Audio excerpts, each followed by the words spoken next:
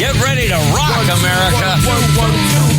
It's the Smith and Milano Podcast, brought to you by Treehouse Comedy Production. Here's R.C. Smith and Lou Milano. Hey, buddy. Hey, baby. We're How live. you doing? Well, it's different. We're always live when we do this. Right. But today we're doing it from a whole different venue. We're doing it from the Bistro B, the Treehouse Comedy Club at the Westport Inn in Westport, Connecticut. Yes. On the stage where they normally do comedy shows. And we thought we would do something different, so we're doing it in front of a live audience. I can't wait to confuse people. It's very exciting. People are going to be walking in. Where's Joey Cola? Why is there a table on the stage? Why are there two people? Is this improv? I'd like to thank the Post Road for sucking my balls, by the way. Oh, it's a great ride, isn't it? I mean, we drove all back roads here, and then all of a sudden, boom, you're in hell. Right. The red lights. I got to be honest, 95 ain't no picnic either. You didn't say who you were. Oh, I'm R.C. Smith. Yes. And I'm the guy that actually wrote the memo that was released yesterday. Oh, my God. Good by for the you. Republicans. I Very wrote that. exciting. Yeah, it's all bullshit, but I wrote it. I'm Lou Milano. I'm the new Sham Wow guy. Wow. Yeah. But that guy was in jail, wasn't he? Vince, yeah. Yeah, he went to jail. And he was slap chopped, too. Yeah, he beat a hooker in a Miami hotel room. Well. Which is the end of every good story. I got to be honest. If that puts someone in jail, we're all screwed. Yeah, that's right. Here's one more from the road. All right, one more from the road.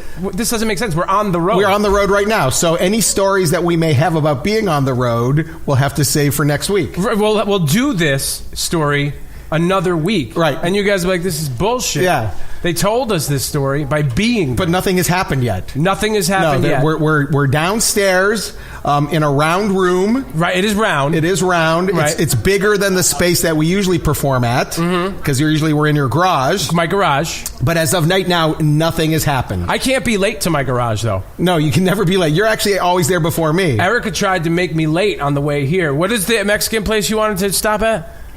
Cadoba. Really, because when you have to be someplace, you want to stop for Mexican food. You want to stop when you're already late getting here. You want to stop because Mexican food is so simple. Yeah.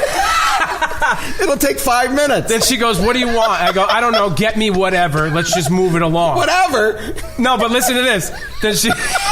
Then she goes, well, do you want it in a bowl or do you want something in your hand? And I go, of course I want a bowl. No, Mexican. No. Of course I want a bowl. I'm all dressed nice.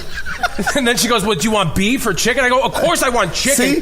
So it turns out it wasn't whatever. There's no such thing as quick Mexican, unless it's like Taco Bell, which isn't even really Mexican food. Yeah. But if you're going to a Mexican restaurant, you're not running in for quick food because there's always a mariachi band. Yeah. You got to sit through at least 3 songs. There's a language problem. You're trying to order. The guy doesn't necessarily know what the gringos are saying. Yes. So it's never a simple prospect. Well, we didn't. It wasn't one of those places. It was like a Chipotle. Oh, really? Chipotle. Chipotle. How do I say that? I believe the L is pronounced. Whatever. It's one of those Mexican places, Wait, right? Doesn't your wife speak Spanish? She does. And She speaks fluent. you don't know how to fucking say Chipotle? I don't. Is it Spanish? It's the number 1 word.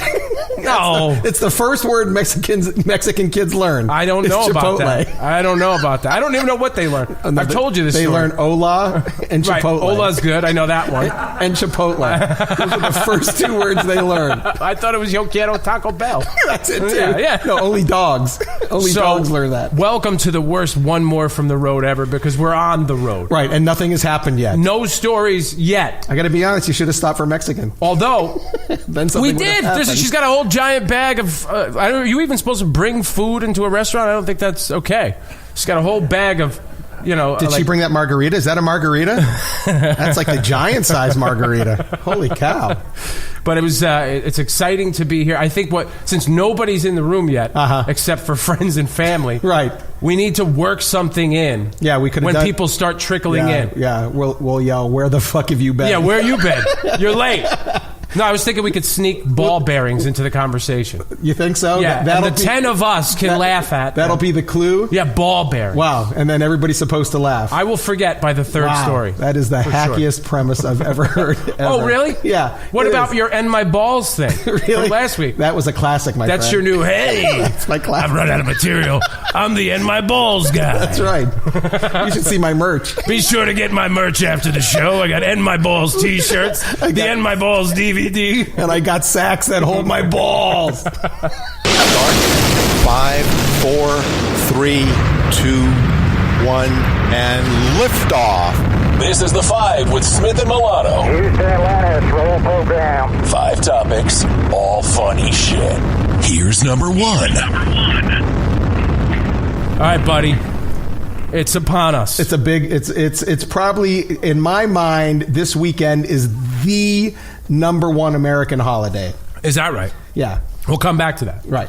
But as you're listening to the podcast, it's already happened. It's already happened. So people on the East Coast, one city is very happy. One city is very sad. And the rest of the country doesn't give a fuck. Right. Because it was New England. You stayed up too late. And Philadelphia. You had guac. I had guac. You stayed up too late. First of all, I went to this Mexican place. Right. Did you pronounce the L? I said, Chipotle? I'll have the Chipotle, please. Yes, please. So, Super Bowl facts. You ready? Well, wait. Before we get started, I have a quick story to tell. Oh, go. All right. I was doing a gig last weekend. Yeah. Sitting in the front row was a Philadelphia detective, an older African-American guy. He's been a detective for over 25 years. Him and his wife had the weekend off. They were at this club at this gig. I said to him, "Are you rooting for the Eagles?" He said, "Hell yeah." I said, "Are you working on Sunday, the day of the Super Bowl?" He said, "Hell no." Right. And I said, so "Why?" Hells. He went with the hell. I said, "Why?" And he said, "Because whether win or lose, there's going to be riots." Oh, yeah, they riot over everything. And I don't want to be there. They're animals. Yeah. Philadelphia Eagles fans are the biggest animals in sports. I mean, these are the guys that threw snowballs at Santa Claus, right? They booed they said F you to Millie, the 99-year-old lady that was at the Minnesota Vikings game. That's right. What about, Villanova's in Philly, right? Yeah. Remember when they won the college national basketball championship? The greatest video that I've ever seen online was that celebration. There are fires, there are people punching each other in the face, and this one kid, like 20 years old, right, just pulled down his pants, took a shit in the middle of the street to celebrate. Now, when that wasn't even because he was pissed off that they lost. That was the celebration. What I was so fascinated by was he had that on deck. I mean, it was in queue. He was ready to go. And the night before, he said, "You know what? Win or lose, I'm shitting in the street, bro. Hopefully win." Or it's going to get I'm going to eat all day. What was he eating?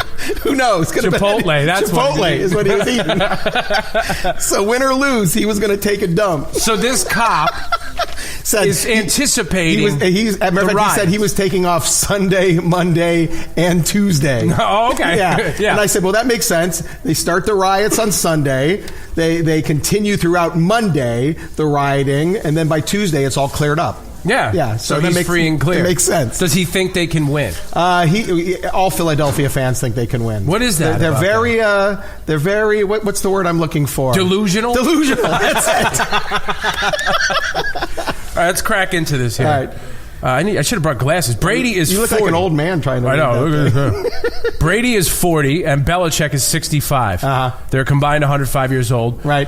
Which will be the oldest age for any starting quarterback head coach combination in Super Bowl history. It means nothing to me. Nothing. Because Tom Landry looked like he was 100 years old forever. Tom Landry was 100 years old forever. All right. That's a stupid stat. The Eagles will wear green jerseys. The Patriots will wear white. White jerseys always win. That's what it says here. Yeah, white jerseys always win. Way to go with that. Yeah. That's racist, by the way. That's a good call. 12 of the past 13 winners have worn white. All right. Entering this game, Tom Brady has played in 7 Super Bowls in his career. Okay. Which is the same number as the entire Eagles roster combined. That's a stupid stat. It's a stupid one. That's a dumb one. Do you want to abandon the stats? No, keep going. I want to see how much stupider they get. They're going to get worse.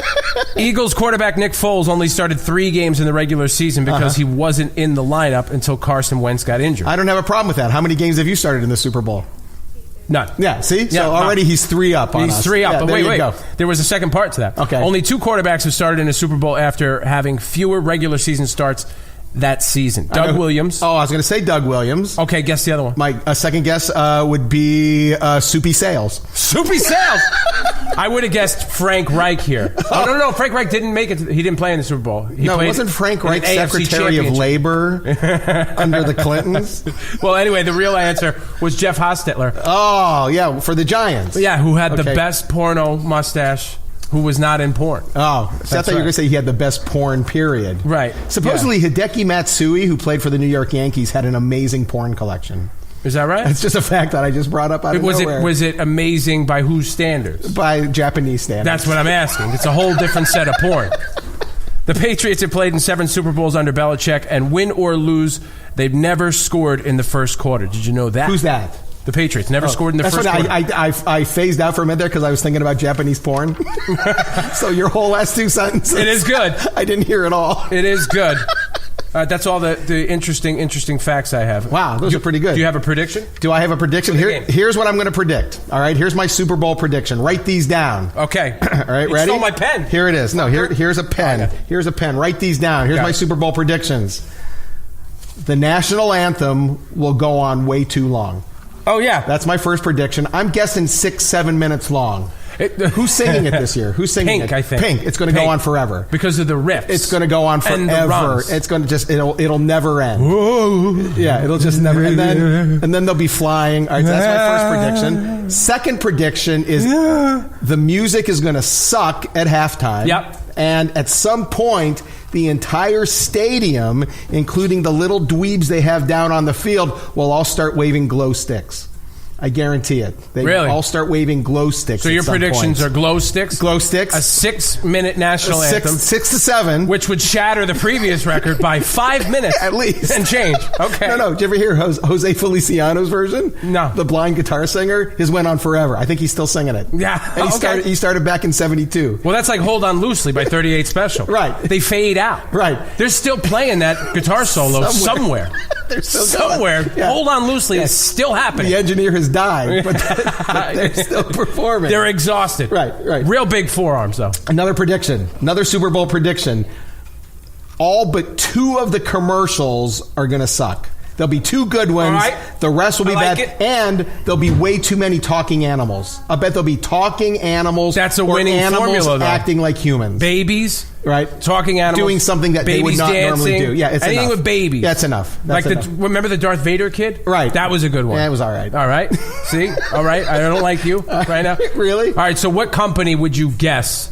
What companies? You said 2 are going to be good. I'm going to go with Budweiser. They always have good commercials. Budweiser.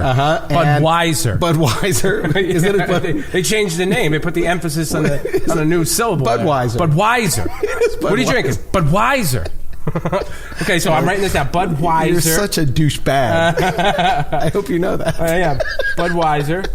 And then Frito-Lay. I bet Fritos has a good one. Frito. Okay. And then disagree strongly. And then I'll bet Chipotle has a great commercial.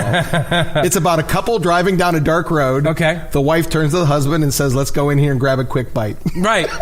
And then the guy is an hour late for his podcast in front of everyone. That's gold. That's comedy gold. All right, I'm going to guess Geico. You think Geico? All right. As long as they don't bring back the caveman. No, they stand a solid I bet the caveman chance. comes back. And GoDaddy. GoDaddy always has good ones. They almost have nudity in their commercials. No, they bait you. Well, yeah, they said every almost. year I'm throwing Chipotle at the TV screen. Where's the nipples? Waiting for Danica Patrick. To take off her nipple. Can we get some nipples? Never happened. Honey, the kids are here. Yeah. You're screaming. The kids got nipples too. Everybody's got nipples. All right. So there you go. Budweiser, Frito-Lay, Geico, and GoDaddy. And I'm also going to say that there will be some small startup internet company that has mortgaged their entire future for one Super Bowl commercial. Right. And that they have something that's funny. Okay. All right, cool. All right. And now what about a prediction for the actual game that you don't care about, I can tell? Oh, geez, your whole I wasn't disposition even is planning very on I don't watching. give a fuckish. Well, first of all, I must say that every time a team from New England wins, it's bad. Every time a team from New England loses, an angel gets his wings. Oh, God. Really? All of those words for that? That's true. It's true. All right. I'm going to go with Philadelphia. Philadelphia. Yeah. Give me a final score just because that makes it wacky. Let me say 30-27. 30-27. Yeah, Philadelphia. Right. I take New England. What's their team called? The what? What? What are they? The Eagles. The Eagles. Okay, fly, Eagles, fly. By the way, do you know it's less than 12 days for pitchers and catchers to report Can't wait. to spring training? Could give a shit about Nick Foles. All I could think about is Yankee spring training. Then we'll be talking about a real sport, my friend. I'm going to be wasted on baseball by May. I'm going to be sick of it. I can't wait. Because I'm going to overload. All right, I'm taking New England 23 to 17. I think that's awful. I think both our scores are very low. I think the scores are going to be a lot higher. I'm going to up mine. I think the over-under number is 48, too. I don't even know what that means. I don't know what over-under means. It's not a good sign that I do. Degenerates know what the over-under number is. I don't